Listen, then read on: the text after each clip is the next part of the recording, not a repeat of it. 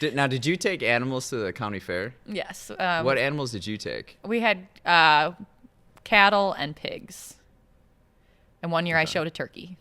But that was 1 year, no more. So describe the process of taking cattle and pigs to the county fair. I used to take lambs. So like in here in this like cow yard, we would take lambs to the county fair. Okay. Describe the difference raising pigs and cattle. So the cattle you actually get way sooner than the pigs. Okay. So like the calves that we were getting to show at the fair, we were getting in like, so the fair was July, and we were getting them the October, November before. Okay. So we had them for like 8 months, and had them whole time. Cattle, to be able to take them to the fair, they have to be broke to lead. So essentially, you have to be able to put a halter on them, which is a rope that goes around their nose and head, and you can pull them around the. And so that was always the challenging part when you first got the calves, was making them understand that what you were doing was nice and they enjoyed it. And they did, because we spent a lot of time together once we got the halter thing figured out. Yeah. So we get the halter on and brush them, and I'd be out there every day brushing and this and that. And some wintertime I wasn't out as much as I maybe should have been. I still did all my chores the normal way. However, the whole thought of being out there for an hour petting my steer when it was cold out was not appealing to me. So I would wait until about April, May when it was getting warm. And then I spent an hour every day with them. Okay. Brushing them, just spending time walking them, doing all those kinds of things.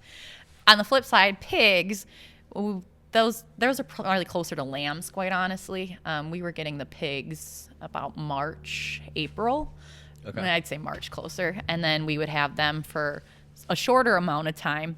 They actually don't get led with halters. They get what we had at that time was a cane, and we would tell them where they had to go. Like tap them around. Yeah, you'd tap them on the side of their cheek and say, I want you to go this way, I want you to go that way. And then they would just walk and do their thing. And those I didn't spend quite as much time with. It goes back to that I like the cattle more than the other animals. But did you ever have horses? We had a pony growing up. But a pony? A pony, yeah. Okay. So a small horse, essentially. Yeah. And then you said turkeys. What inspired the move to turkeys for a year? My aunt was convinced I needed to show a turkey. And so she made sure I got my turkey, and we were raising this turkey, and I showed a turkey once, and that was enough for me for a turkey. Why is that? What about turkeys? They were just different, and I have to say that, like, so with the turkeys, you're only having them for like 3-4 months. It's not long at all. And once we got them as like little chicks, and we raised them up, and then I got to the county fair, and you didn't spend as much time with them, and then you didn't actually lead them or do anything with them. Yeah. You just kind of like waddled with them to the show ring, let them go out and do their thing, and then come back. And something about that was terrifying to me. Like, what if this turkey gets loose while I'm waddling it to the show ring? Or like, what if something happens outside my control and I have no control over this turkey because it's a turkey? And that was the end of that career. I was too scared of the bird.